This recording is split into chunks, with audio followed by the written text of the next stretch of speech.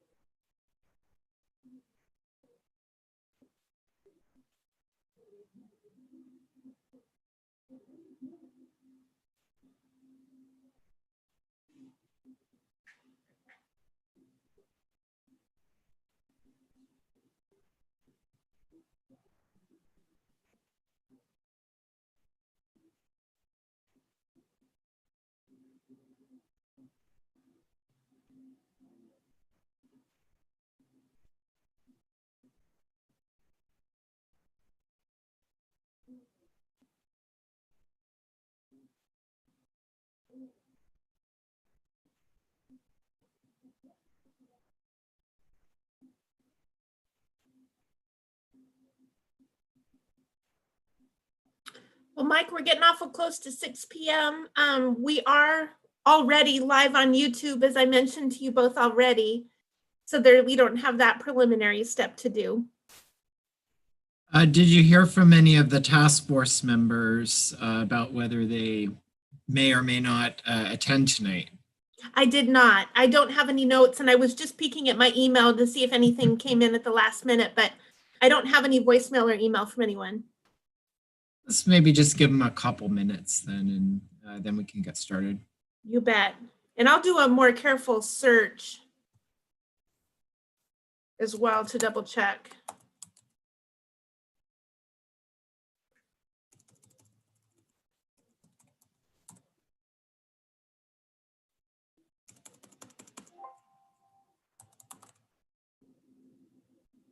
Yeah, no, I don't have anything. Oh, 2 people are waiting.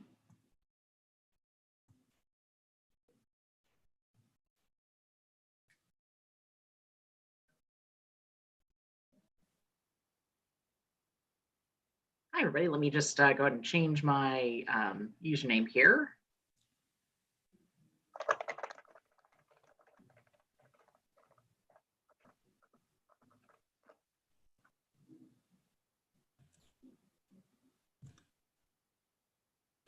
Well, hello. We are actually already live on YouTube, and that was because the agenda meeting time was listed as 5:30. So Gretchen started the meeting early. So just so you're all aware, you're on. Oh, hello, world. Here we are, world. I think we can go ahead and get started. Our other committee member is Drew, and is Drew still on the commission? Drew is on the commission, but let me know that he needed to take I think he called it a leave of absence from the commission meetings until the first of the year. I didn't know how that applied to the task force, but I think we'll be able to clarify that in early January. But you do have a quorum because we currently have 4 seated members and you've got a majority. Great. Well, I did get a very nice note from Alex. She has taken a position in Maryland and therefore has moved and is no longer a member of our task force. But I wanted to let you all know that she sent a note and said if we ever need anything, I've got her contact info, and I imagine Gretchen does as well. If we ever want to reach back into Alex's vault of information that she has from many years of doing this. A pretty short agenda tonight, and we are very close to a holiday, so I don't want to keep anyone between themselves and any hopefully work breaks that people might have in the next couple of days. Thank you much. I'll be right back. I have to get a seitan roast out of the oven. Okay, sounds great.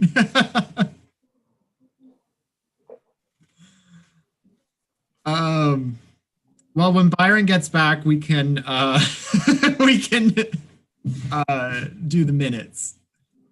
Did anybody have any questions on the minutes or anything they thought didn't look right?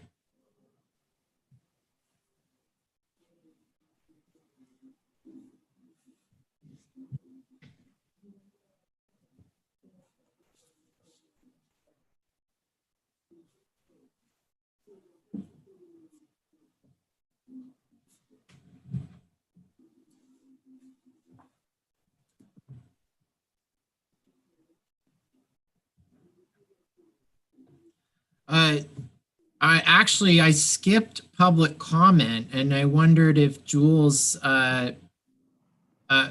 Actually, we're getting started very out of order tonight. Maybe we should do introductions. I'm Mike Waters. I'm the chair of LGBTQIA plus Intersectional Rights Task Force. My pronouns are they, them, and I'll pass it to Trekerico.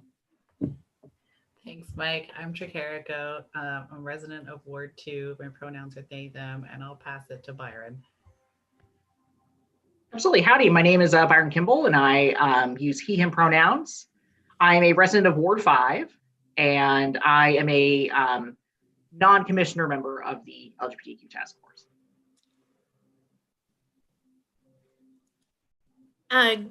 Jules, if you'd like to introduce yourself, you're absolutely welcome. We're glad you're here tonight. Hi, my name is Jules. I use they, them pronouns. Sorry, I can't figure out how to change my username, so I'm working on that. What else? I don't know what I am on this task force. I attend the meetings. That's basically what I do. And yeah, I'll pass it to Gretchen. Thank you. And hi, everybody. My name is Gretchen Bennett. I'm staff to the commission and use she, her pronouns. Excellent. Well, Jules, you are a member of the public tonight, but if you are interested in joining the task force, I think we can make that happen. Do you have any comments since you're here as a member of the public or public comment? There was just the matter of the superintendent meeting. So I have a meeting with the superintendent of the Salem-Keizer School District to discuss some LGBTQ education topics like history and health in the class, because I think it's really, really important. And also maybe discussing bathroom changes or getting kind of like a specialist to help out with LGBTQ students and stuff like that. It's a lot, but I was wondering if any of you would like to attend the meeting. I could send you the link, and yeah, I would just love your guys' support with it.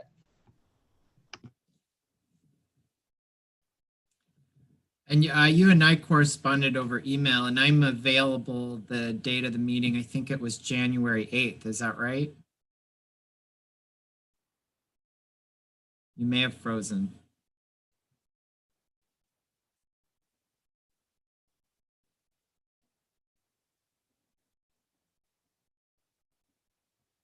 Gretchen, you're on mute. Sorry about that. On my screen, Jules is also frozen. Are you back, Jules? You froze for a second. Yeah, I'm back. I'm so sorry. No worries. I was just mentioning you and I had corresponded over email, and I'm available to attend if you would like. And I wondered if any of the other task force members were interested in joining to meet with the superintendent. Yeah, I'd be happy to join if you can pass along my contact information, Gretchen, or Mike or somebody or Jules. I'd be happy to attend and support you in that. That's awesome that you're doing that. So thank you. Thank you. Awesome. Okay. I will send you guys the link. Excellent, thank you. It's such an important work for the students, and we're so honored, really. I'm honored that you asked us to participate with you. That means a lot. Thank you. Our next topic is minutes. We do have a quorum, so I wondered if anybody wanted to make a motion to approve the minutes.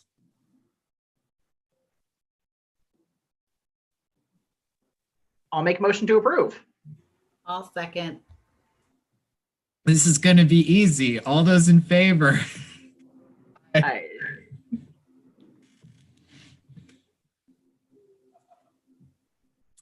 So then the next topic is the Safe Space Project. This was one of our main topics from our last meeting, and I kind of took the notes from the last meeting and things that were bobbing around in my head and created a draft that Gretchen sent out to us, I think yesterday or maybe earlier today. Yes, I think just earlier today. I could screen share if that's helpful to people. I would just need a second to open it up.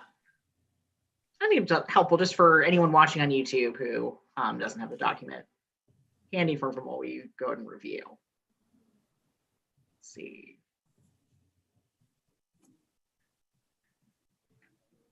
Oh, let's turn that down.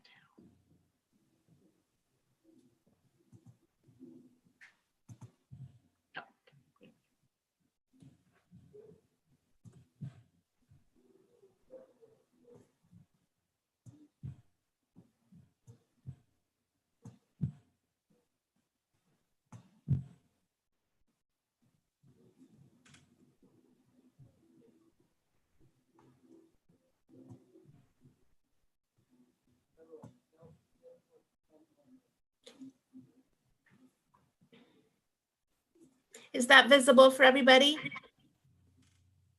Yeah, it looks great to me. Great.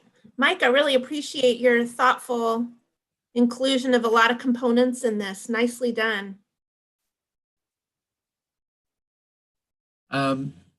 So I can just give you a little overview of kind of what I was thinking when I drafted it. I remembered a number of the things that we had talked about in our first couple of meetings about this, particularly that we wanted the pledge that businesses signed to be a little bit aspirational, and so to cover many different components, different from other safe space programs that we had been exposed to that were sort of more around awareness of reporting hate crimes.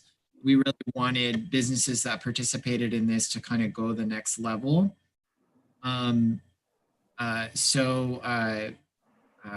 Of course, I kind of started out the pledge with the information about hate crimes and incidents of bias, but then wanted to drill down to some of the areas that I thought were kind of stood out for me from our conversations. And I'm not sure that I captured everything here, but Um, uh, this really was just to get it all down on paper, and then we can continue to add. But it seemed to me that three major issues around racial profiling, respect for LGBTQIA plus issues, and then accessibility were kind of the main things that kept coming up for us as we were talking about this. That was kind of how I ended up with the draft that was there. I think that it could be built out more. And there's definitely more things to talk about and add, but to kind of at least get this part of it put together. So I'm just curious to know what everybody thinks, and yeah, if anything jumps out at you right at the outset that could be added or finessed.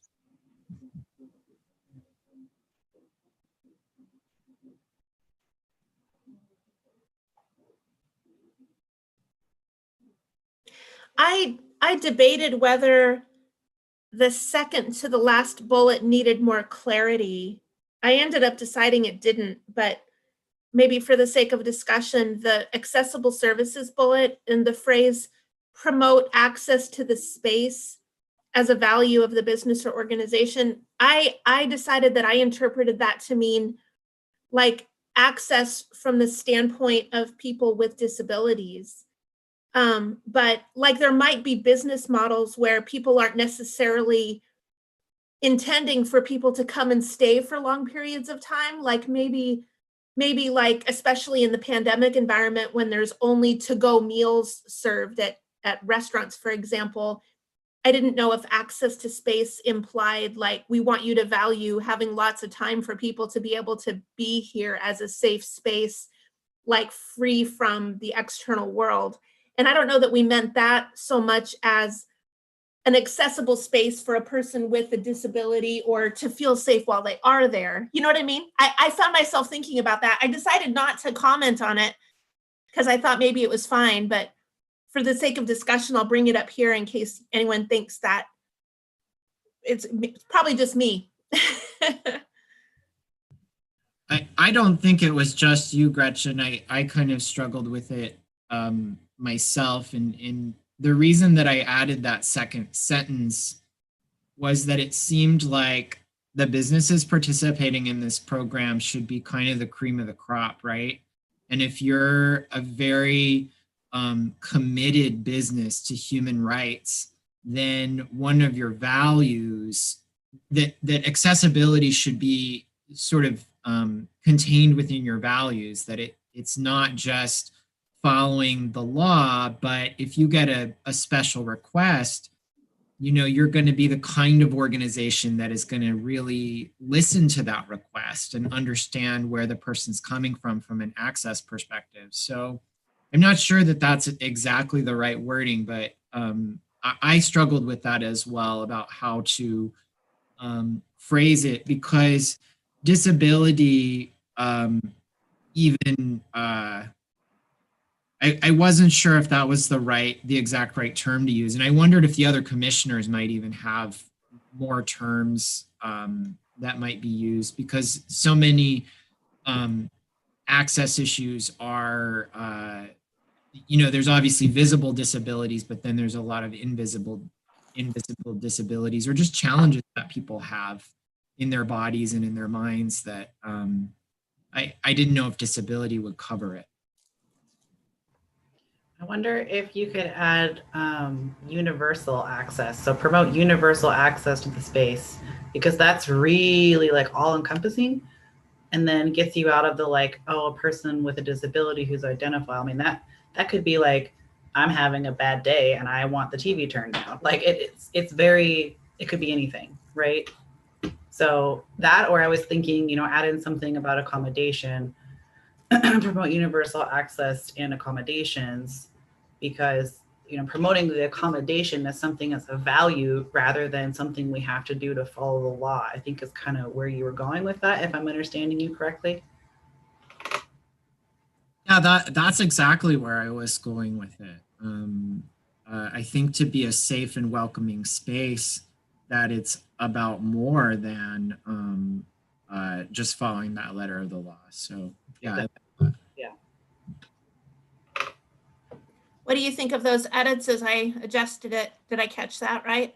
Yes, that's exactly what I was thinking. Awesome, thank you. Let's see. Well, I do have a I do have a couple things to note. Well, I guess one thing is, I know we're still kind of in discussion about this, but do we want to have maybe a section later on that discusses how this program will be enforced? Should there be a violation to, if we find the business who is part of the program, is not following some of these tenets? Do we want to maybe have a section later that will walk people through the process of how that evaluation would work? And then and then jumping to the final paragraph, the first sentence in the final paragraph of this document, I guess I'm not really a fan of the term honor system in this scenario. It seems a little colloquial to me. I would say, if we're going to revise that, maybe we want to start with something like, participation in this program is voluntary, and maybe, oh gosh, I get the concept you're trying to come across. I guess I don't know coding that might work better at this time, but I just think that, a term that's maybe a little more concrete and. Well, I mean, that's a really good point, because I think that the honor system is actually a pretty loaded term. Yeah, I think there's some implications in there, and what is honor and who defines it? Exactly, and because I think the thing that I would be concerned about would be, we have a business owner who say English isn't their first language, or that's just not, or honor system just isn't a term that's common in their home culture, and so something that's I think just kind of cuts to the idea that where we're participating in this program, and it doesn't require a subscription or an active enforcement. We don't have an inspector coming around to assume this business. If there is a quote unquote violation of a tenant contained in these policies, then reports and corrections are handled on a case-by-case conversational basis. So I think I like that case-by-case conversational basis. Yeah, not that word exactly. You know what I'm getting at, Yeah, I wonder under what circumstances, and we may want to kind of do a little thought exercise around this, as a group. Under what circumstances would we revoke? Would we say, actually, we're not going to list you anymore and you don't get your sticker? We don't want you to, I mean, we're probably not going to show up at the business and take the sticker off their window, but ask them to take their sticker down. I mean, what are those things that we feel, and this is probably also a broader conversation for the commission, once this goes on to that next stage, but the more pre-thinking that our group does about it, I think the more successful it will be. And it is around that question of what would drive us to sanction a business or tell a business they were no longer able to participate. Is it just the complaint? It seems to me like it's not just getting a complaint. It seems to me that there's an aspect of non-compliance that would have to happen once the complaint was registered and we addressed it. I would think it's about how they handle a complaint, right? So I don't think any business is ever going to have 0 complaints, right? I mean, look on Google reviews and that'll tell you everything you need to know. And sometimes you can tell by what's included in that complaint that maybe it's not just the business. So I think kind of similar to that third to the last one, where it's our expectation is a quick apology and correction. Perhaps part of that, whatever we decide as far as enforcement is like, here are expectations when harm is caused, because it's not if, it's when, right? So be it an apology, be it working with the person affected to determine what they need moving forward, you know, be it some sort of commitment to education. And I would argue that, you know, if we have 2 or 3 repeated times of the business not following those steps that we set aside to address the complaint, then we would start talking about, okay, are they really a good fit for the program? And I think it would be more like we sit down and we talk to them and we say, hey, this isn't a good fit for you. Like, you're not ready for this. And here are some resources to maybe get you there, but kind of a mutual, hopefully it would be polite enough, to be a mutual, this isn't working for either of us kind of thing. But I think setting those expectations around, here's what happens when harm is caused, I think could help prevent it from getting to that point, but also give us that clear cut and dry that if they really were just like refusing to listen, refusing to, you know, hear the complaint, fix whatever led to the complaint, then we do have a method of kind of ending if we have to. There's almost some, when you say harm is caused, it occurs to me too that there's something around, there's an opportunity to educate participants in the program around the difference between intent and impact, and that we will address any time that harm is caused, not just incidents where there's a clear-cut intent. Does that kind of make sense?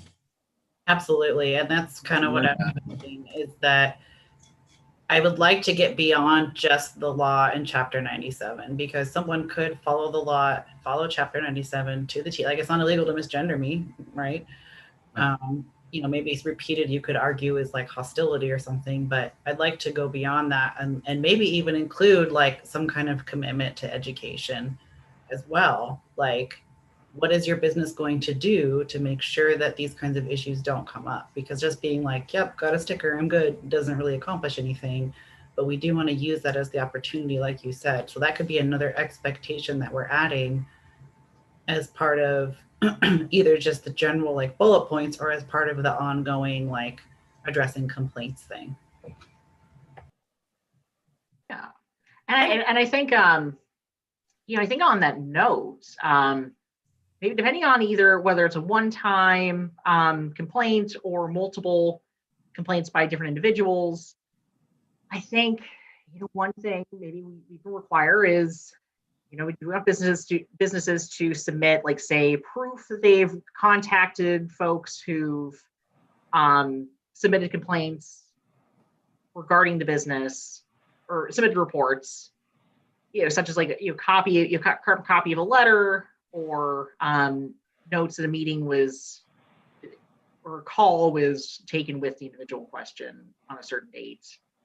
Require that to prove to be submitted within a month timeline or so. That ends up being feasible. Yeah, and I mean, they could easily just send us an email, because yeah, that too. Email is a subpoenable document if it really came to that, and it, you know, it's a legal document. I'm assuming it's all public. You know, anything sent to like an official human resources email, or not human resources, sorry, Salem Human Rights Commission email, I think could achieve that purpose. And then probably from there, we would have to determine like, okay, is this what we want? Are we happy with this? Do we need to have more conversations with this employer? Should we then reach out to the person? But then, I mean, that gets kind of messy too. So we might need to make some specifics around that. I guess who would we want to follow up with businesses in process complaints? Which would be the other thing, like, you know, who will be reaching out, who's emailing, who's sending back sending back proof of receipt. As I'm listening, not to not answer your question, Byron, but I think related to your question and to some of the other contacts, I think it would be smart to share a draft with our legal team for their input. I think that when we're dwelling in the world of voluntary compliance, and we're following up on complaints and concerns from community members and talking with companies. There's always varied level of comfort in communications about situations. I think sometimes it might just be a lack of relationship with all of the parties involved. And sometimes it might be advice from their own legal counsel about communications. If, like, let's say something happened and maybe the company perceived liability or concern or risk that maybe a suit would happen as a result of an incident, they may find either more or less ability to communicate in a formal way depending on the circumstances, as I think about it. And it would probably really vary. So I don't know, as we build out that section, two thoughts come to mind on sort of the enforcement end of it. One is that there is some language in Chapter 97 that talks about how the enforcement of complaints happens, and we might be able to borrow from that language. And then secondly, maybe a conversation with legal or I can't remember if any of the commissioners, well, we have one commissioner that's a business owner that comes right to, actually two commissioners come to mind that are business owners. We might ask them to kind of put their business owner hat on and help us think about it. Not from the standpoint of watering down anything, but from the standpoint of trying to help create a process that'll really be workable for all the parties, that we'll be able to move through. I've had times when I've worked on complaints where I recognize to move down the path of sort of shuttle diplomacy or mediation, which is essentially kind of what we're moving down as we work on complaints. There's really a legal question for both parties involved, whether to continue to participate. And certainly I'm not an attorney and would never advise either group on whether it's helpful to them or harmful to them to participate and share their information and their thoughts in this informal way. I think the Human Rights Commission is positioned to try to assist with these sorts of conflicts, but there's times when people might want to go down a more formal path, So all that to say, maybe connecting with a couple of the business owners who are on the commission, as well as running through our liaison with the legal department and just getting some thoughts about how to build out the enforcement side might be smart.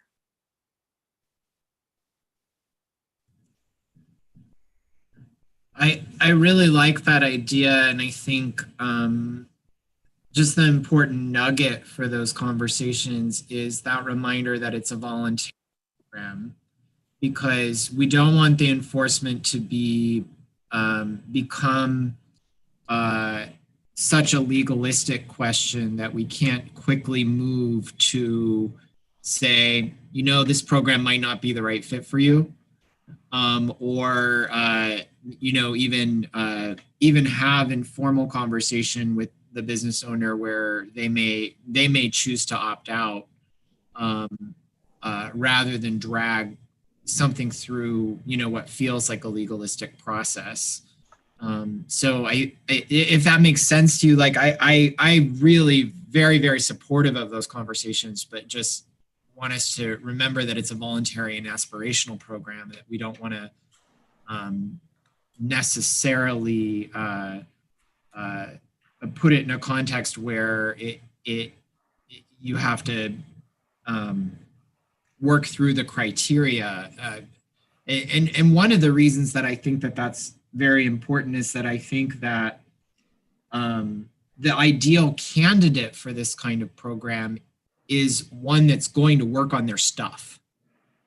In other words, my strong preference would be that people would opt out of participating, or that we would strongly encourage them to not participate if they didn't really want to own their participation in this. So that's just kind of my one little niggle there, but I think it's I think it's a good idea to take to legal, as well as it will need to go to the broader commission anyway. But I think they could really help us build out that enforcement piece.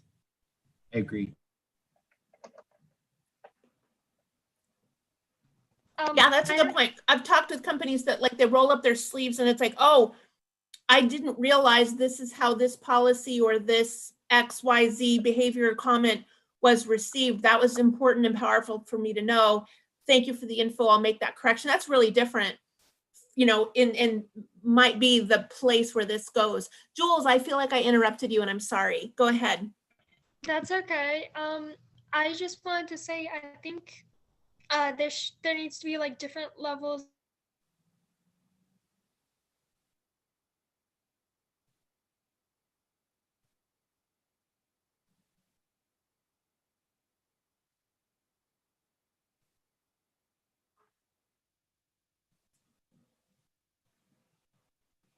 or what was I thinking?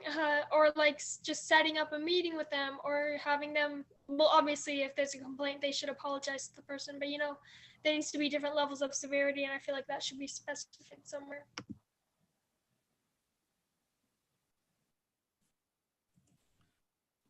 Jules, you cut out a little bit for me during that, but if I'm trying to hear what you said, it was around different levels of enforcement. Yeah, that's basically what I was saying. Sorry, my internet gets really weird at night for some reason.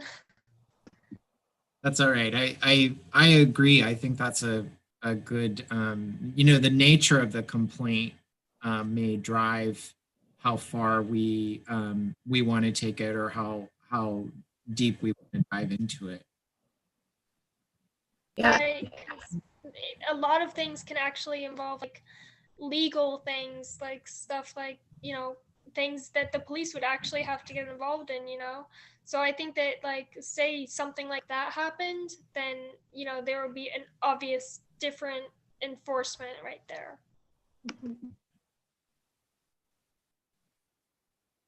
And sorry, Tricarico, I think I interrupted you. I'm sorry. No, you said exactly what I was going to say, is that at a certain point we'd have to get, you know, if it really got to that point and escalated, we probably would have to get some kind of legal thing involved. You know, I see us being like a first step or a second step, and then, you know, directing the person who is experiencing discrimination to, you know, a formal complaint or, you know, a lawsuit. You know, there's only so much we can do as commission members. You know, we want to be that initial contact to hopefully resolve it in a not so like drawn out legal way. But I would absolutely want to direct anyone who was, you know, experiencing ongoing discrimination or not getting it resolved to professionals, because that absolutely needs to happen. So yeah, I think that's a great idea.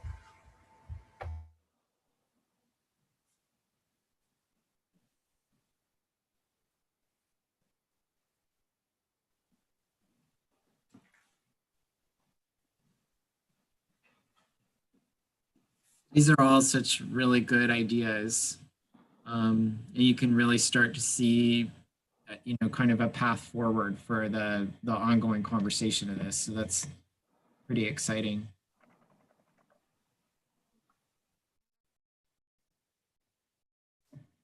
I'm wondering if some of the work that Tricarico has done and others around the pronouns document, the glossary of terms document, if there's resources, like maybe the launch of this campaign is an invitation to take the pledge, is timed with some of those resources going up on the webpage so that people could, like, if you could include for more information about this, for more information about maybe in these bullets, for example, you know, there's information for if companies wanted to read more about, I wonder what's involved in this, or if you know, there might be people, I think like you said at the beginning, Mike, that they want to do right by the community, but they're not sure what that looks like or means, or would like more information. So maybe we can provide some of that on the webpage. And I feel like Tricarico has built some of that recently already. Yeah, we can absolutely include that. And there's a few more things I could probably throw in, because someone had a great link in their signature today about pronouns that I saw. Yeah, and that was actually something else I was thinking about as far as like offering support, offering guidance, since the city is doing this DEI work with someone, and hopefully this person is great. I've heard great things about them. Perhaps that could be another resource of like, hey, as an example, the city did this. Here's a DEI person. Hey, as an example, here's someone who taught our police officers de-escalation or something like that. Here are ways to kind of learn these skills, because it's a lot, right? Like it's a lot to take on all of these commitments. It's a lot to make this promise. And if you're a business owner who is new to all of this, you might be like, oh my gosh, there's no way, right? But I want to be able to include as many people as possible. So I'd really like to get some resources in there, especially on de-escalation, because one of the concerns I had was, people calling the police over something frivolous. We have those laws in Oregon now that protect against, especially people of color. The cops call on them when they're really not doing anything. So I would like to think about putting something like that in there, as well as like an alternative, or here's something you can do to make sure that when you're calling the police, it really is because the police are needed and not because you're scared and you have a biased reaction to someone different than you. That would be super helpful. Have you seen documents that break out, like, you're helping me imagine something that's literally written for that moment.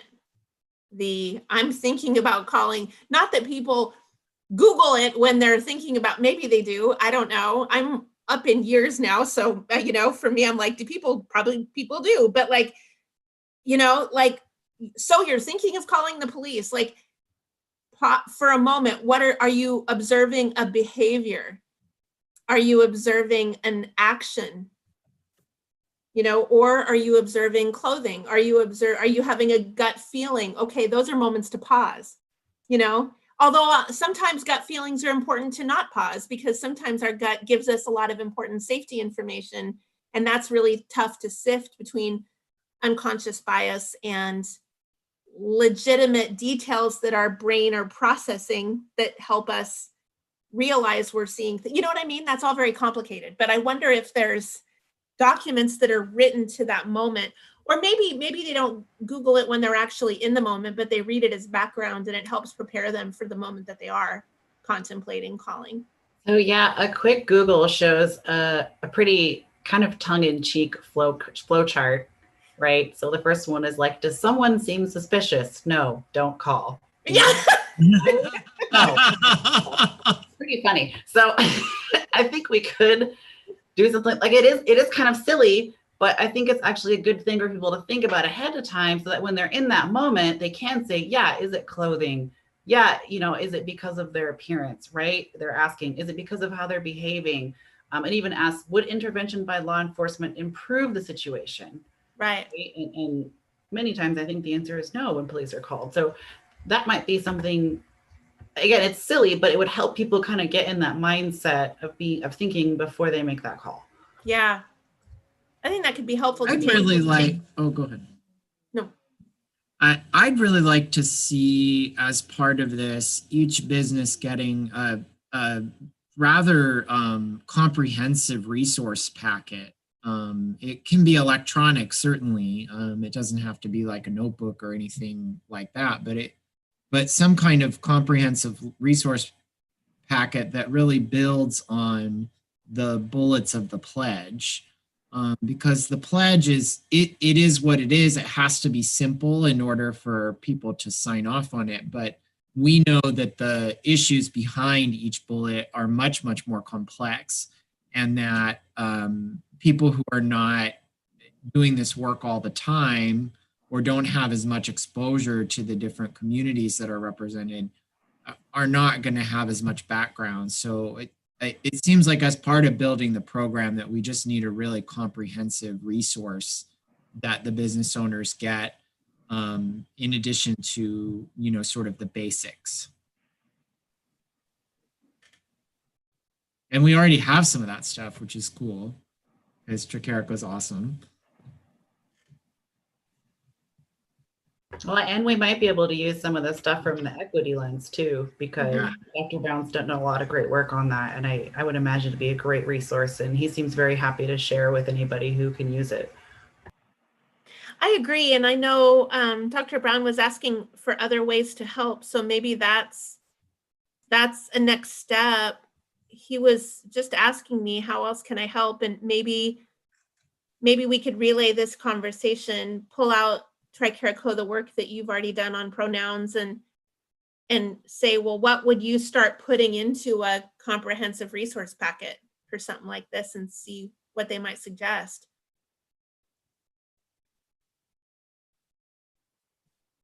That's cool. I feel like that could be really helpful for, like you said earlier, Mike, companies that really want to lean into this, but aren't sure where to start. This is a good fit for that audience.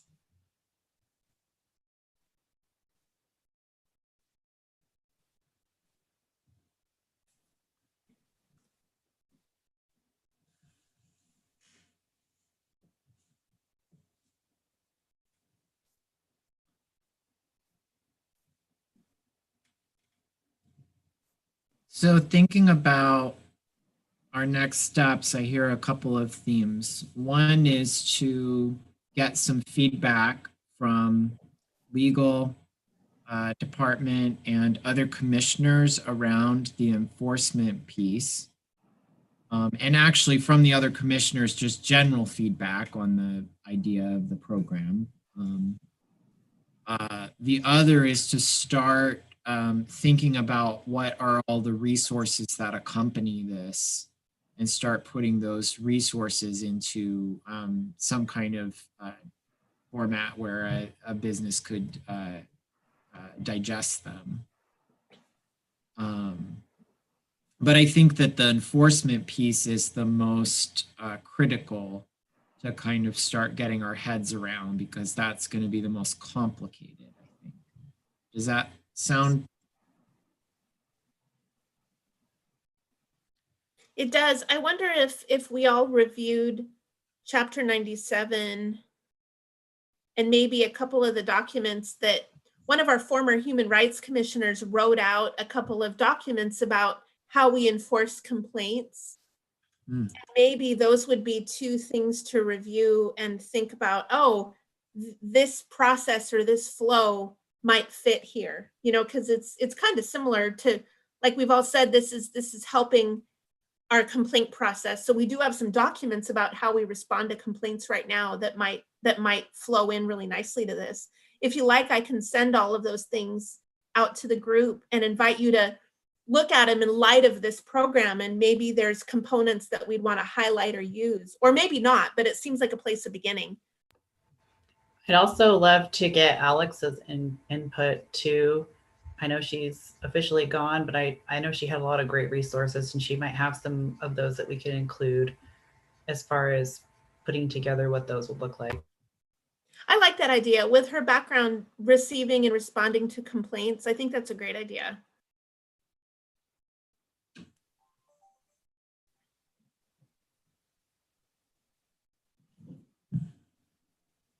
Well, I can, I'm almost wondering if we want to do that, maybe just sequencing it a moment. Maybe we want to build out the enforcement section a little bit more, like read the materials, connect with Alex, build out that paragraph over here a little bit more, and then route it by our Human Rights Commission and our legal team to see how they react to what we've put together. Does that make sense? Yeah, I really like that idea. What I was thinking just a moment ago is that at our next commission meeting, which is coming up here really fast, we could just provide a quick summary update of what we've talked about and sort of what the different tenets are. Mention that we are working on the enforcement section, and then maybe by our February meeting, we would have kind of that built out a little bit more for feedback. And maybe at that time we could also get feedback from legal. Yeah. Wait, does that sound about, I mean, that sounds kind of doable. Yeah, me too.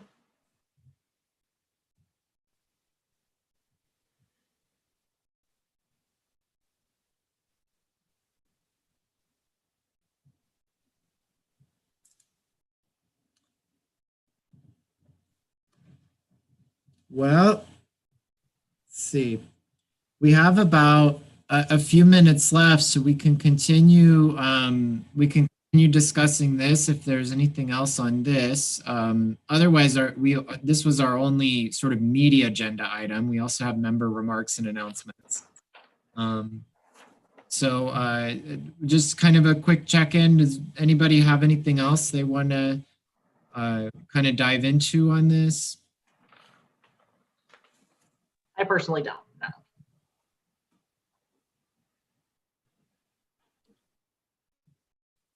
No. Did we have any member remarks and announcements?